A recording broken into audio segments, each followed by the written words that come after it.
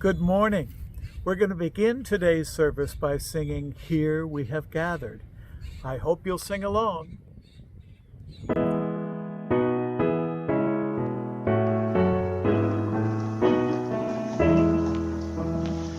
Here we have gathered side by side. Circle of kinship, come and step inside. May all who seek here find a kindly word. May all who seek here feel they have been heard. Sing now together this our heart's own song. Life has its battles, sorrows and regret. But in the shadows, let us not forget. We who now gather know each other's pain. Kindness can heal us. As we give, we gain. Sing now in friendship this our heart's own song.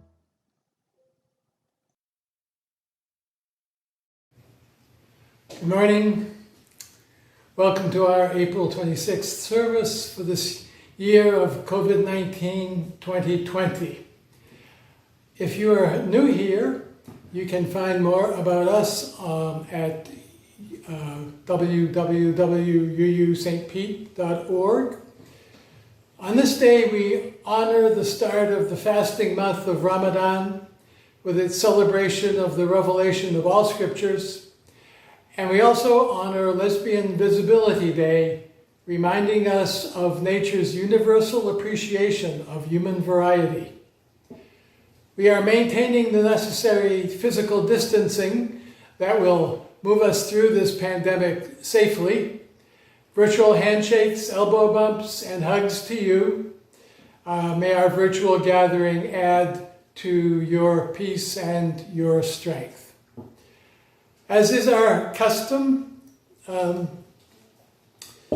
UU gatherings around the world, we have a chalice lamp to light, reminding us of our unbounded quest for greater enlightenment, greater communion, and greater fulfillment.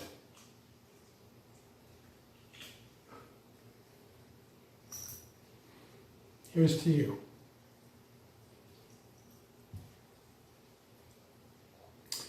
We have a few joys and concerns this morning. Actually, I'd like to start off with a haiku that Kathleen Reel sent last week after last week's service. It's a good way to begin our service. She wrote this haiku. Hope is possible, dreaming a new world for all. Yes, we're together. Thank you, Kathleen. And Joanne Kellner wrote in asking us to keep her aunts, Rosalie and Gail, in mind.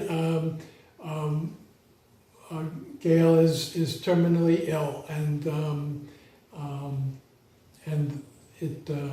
she doesn't have long. So keep the two of them in mind, and particularly difficult at this time because their dog just passed away. On the brighter side, in the middle of the dark time we're in, Paul Bernor and his neighbor are using their stimulus checks to buy produce and goods from local farmers whose restaurant markets have dried up. So there's a lot of food left in the fields. And also buying from Publix the 2-for-1 sales and delivering all of this to local organizations that are serving those who are food insecure and in need. And lastly, I'm going to slip in an announcement here. At the end of this service at 11:15, we are holding a town meeting. You're most welcome to go over to Zoom at that point to enter the town meeting and participate as we discuss our upcoming annual meeting in May. I hope you can do that. For our children, here's a story for children. It may be a familiar story in your own household. Once there was a sister and a brother who they earned money, spending money by doing work for their neighbors. Sis earned money by mowing lawns, washing windows, and making potholders. Brud earned money babysitting, raking leaves, and washing cars. One weekend, Brud was supposed to babysit, but he caught a bad cold. So he asked Sis. She said, "I don't know anything about babysitting." He said there are just two rules. One, don't let them do anything that might hurt them. And two, if they'd like to do something and it can't hurt them, let them do it. That way everybody is happy. Sis was worried, but she went. Right off, the little kids said, "Where's Brud? We want Brud." "Brud's sick," said Sis. If he came, you'd get sick and you'd feel bad. So he can't come. "Okay," said the kids, and it was okay. Then the kids said, "We're hungry." "But you just had lunch," said Sis. "But we're still hungry."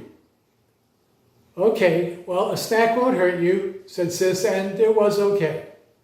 And so it went through the rest of the afternoon. "We want to jump on the bed." "Too risky." "Okay." "We want to play checkers." "Can't hurt." "Okay." "We want to roller skate." "Too risky for me." "Okay." "How about a walk instead?" "Can't hurt." "Okay." Kids had a lot of requests through the afternoon.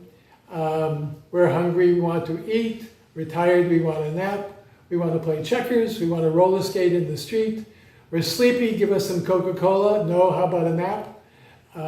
We want to pat the dog next door. Nope, too risky. How about take your dog for a walk?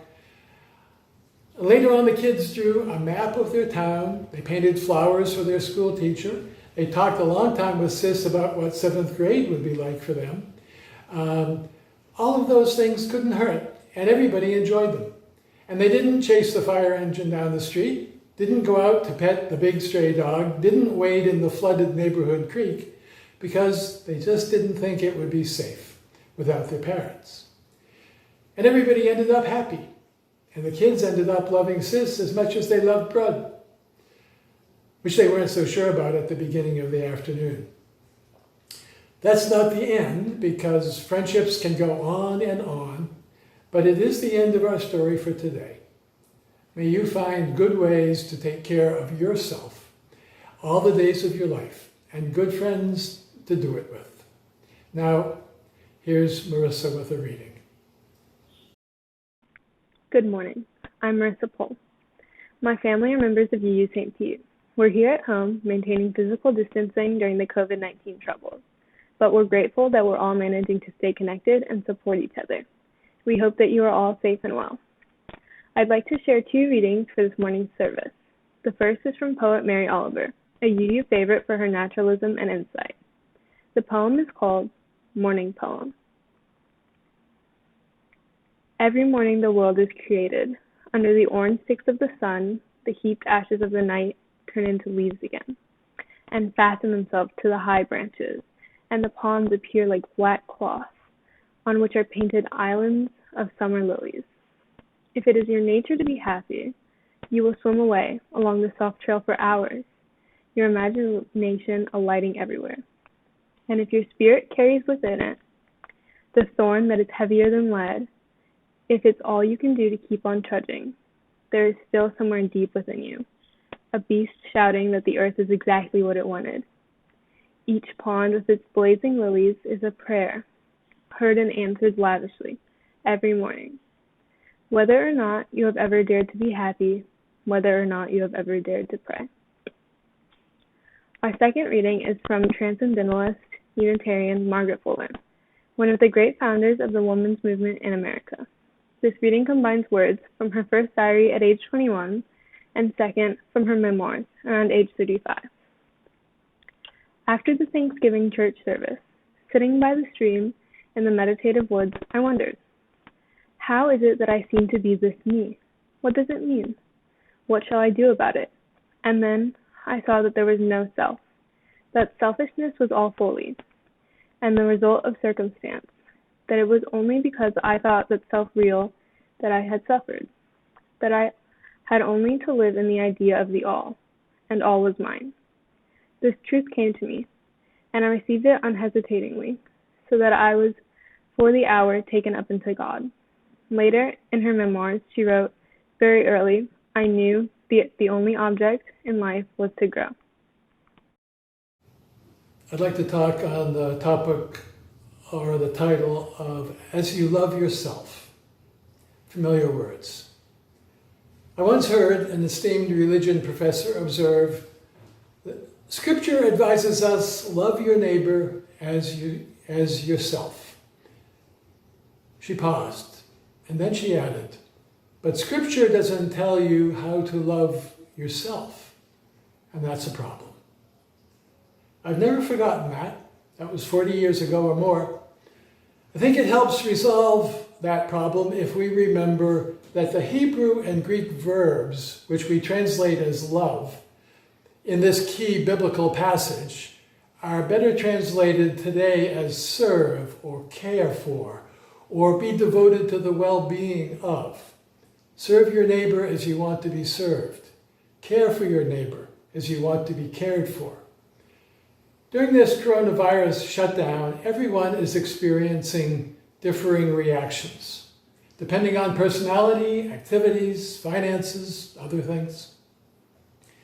But below the surface for most, there is probably some worry or fear. This is when the question, how do you care for yourself, becomes fundamental. When, as in our readings, the Spirit within you shouts out a prayer and a dare that life is what it wants, and being just yourself alone is no longer enough. We needn't think of this shout as a selfish prayer, I think, because each of us can be seen as the caretaker of a world-influencing packet of cosmic creative energy, seeking greater consciousness and fulfillment as you. By taking good care of yourself, you begin taking care of us all. So how do you or can you love yourself, actually care for yourself in helpful ways, especially for this time of restriction and isolation? Here's what I came up with for me. I'm an elder with experiences of 5 or so stages of life: childhood, youth, young adult, mature adult, one hopes, and elderly adult, certainly. At this stage, how do I love me? Let me count the ways. I thought of 10. It's a nice round number. First, I start every morning strengthening my body with stretching and strengthening my spirit with meditation. I initiate meditation with a little prayer to myself for awareness of the creative energy of the universe in all things, which I like to call grace. Then I focus on my breath and then on my consciousness to experience my energy and to be aware of my fears and my hungers that could sabotage that energy, but which shrinks in awareness. In this time of isolation and uncertainty, I feel this mindful meditation keeps my spirit stronger, more resilient, less anxious. Second, each morning, to be more conscious of my living and my choosing, I journal my reflections about yesterday and my hopes for today and tomorrow. When life narrows in, journaling helps expand the way back out. Third, each morning, Allison and I walk in our neighborhood, then read the newspaper together, talking in the meantime about our lives for the pleasure of it, the amazement of it, and the benefit of it. In these troubling times, if you have a conversation mate, this is a good time for walking and conversing rather deeply.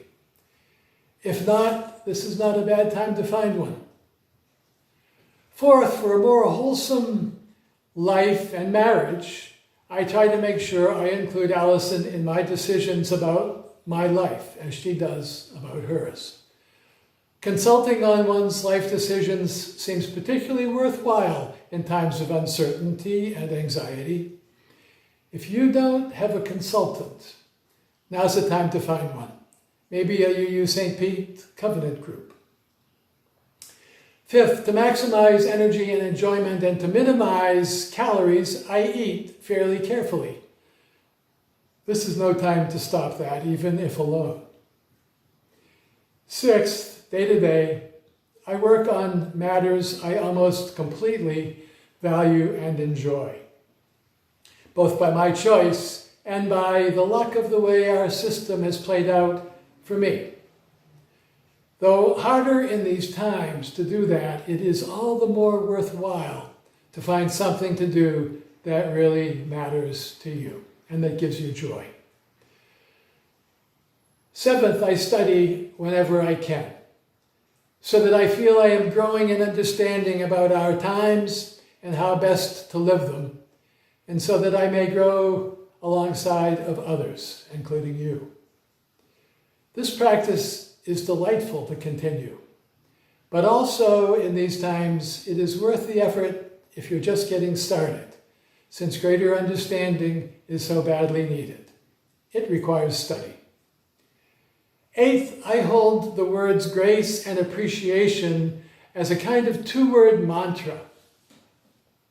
Grace, I explained earlier, my meaning for grace is the energy, the creative energy of the universe, with appreciation being a word that reminds me of our transformational creative power to understand, to thank, and to enhance life.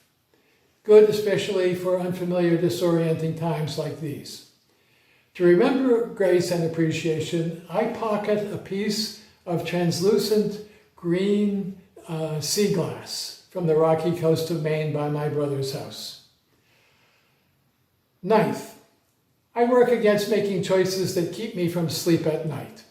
Caffeine, wine, worry that I won't be helpful, unfruitful anger at injustice, behavior I'd later regret. I like me sleeping. I don't like me not sleeping. In time of isolation, knowing how not to hurt yourself is very important. 10th and last, as I lay in bed intending to go back to sleep, I intentionally relax, first tightening and releasing my muscles from toes to top, then remembering in gratitude my loved ones and friends and community. It has proved a necessary and effective practice on several nights since the shutdown. And if during sleep the pathways of life and mind send me a dream, I ponder it for insights into liberation and well-being, as one can ponder the images of great art. Our minds are great artists.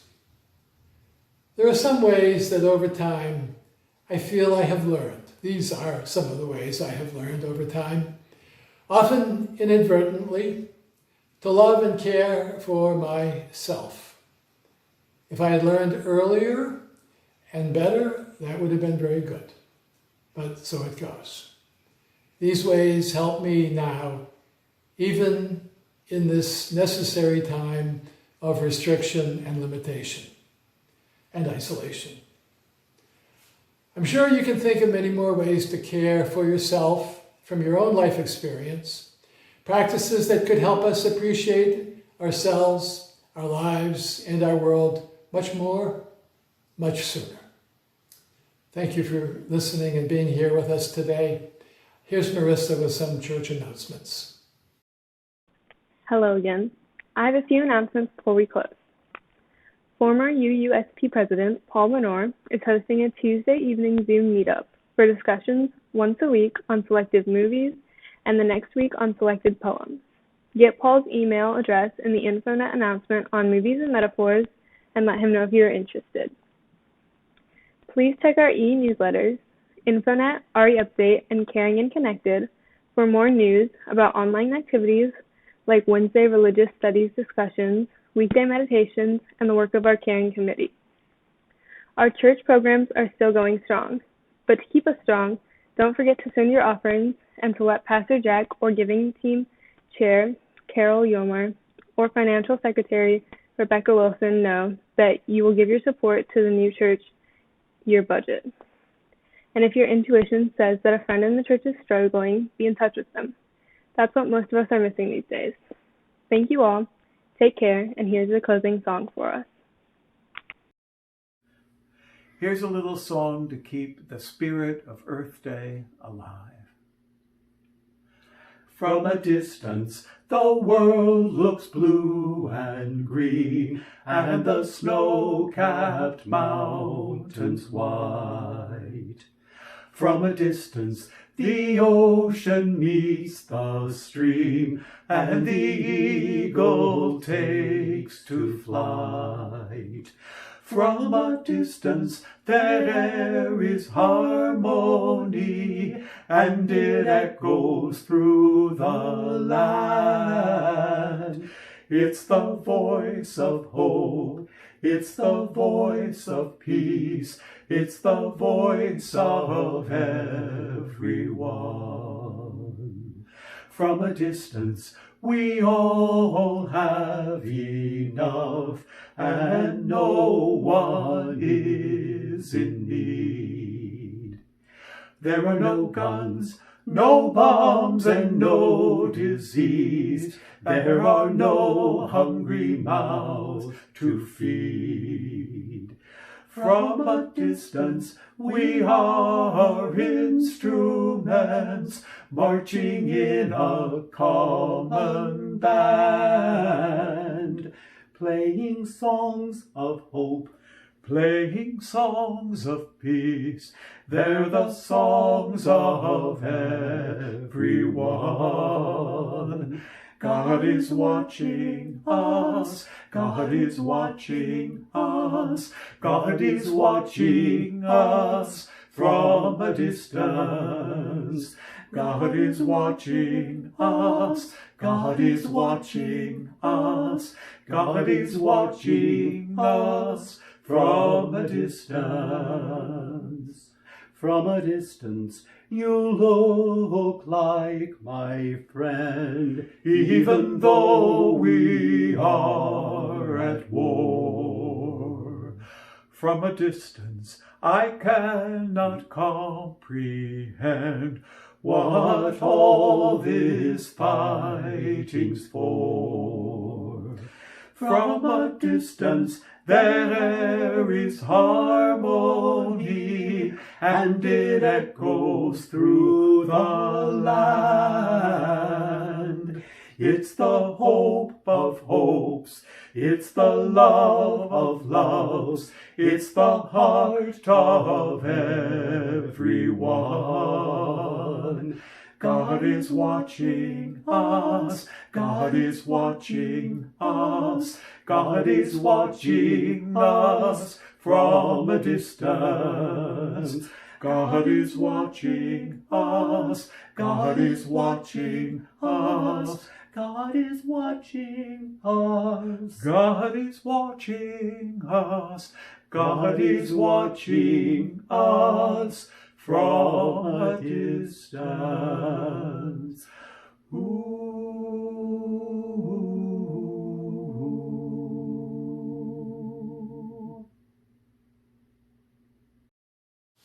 Thank you, John and James. The current cartoon shows all the parts of an automobile spread across a garage floor, and a man holding a chart saying, okay, 1,500 parts. Now all I have to do is find a socket wrench.